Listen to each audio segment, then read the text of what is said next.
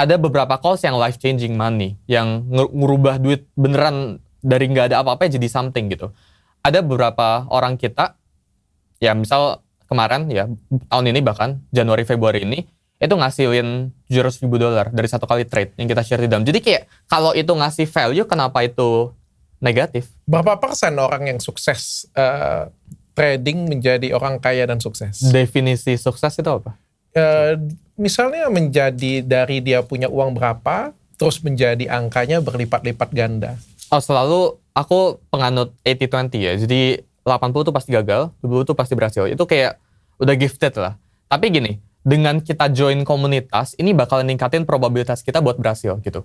Jadi kalau Richard cek ya, ada datanya di luar sana, 99,7% orang yang trading tuh pasti loss. Karena kan ada broker summary. 99%? Iya. Bahkan 99, koma. Ya, koma. Jadi 1.000 orang trading nih, 3 yang berhasil.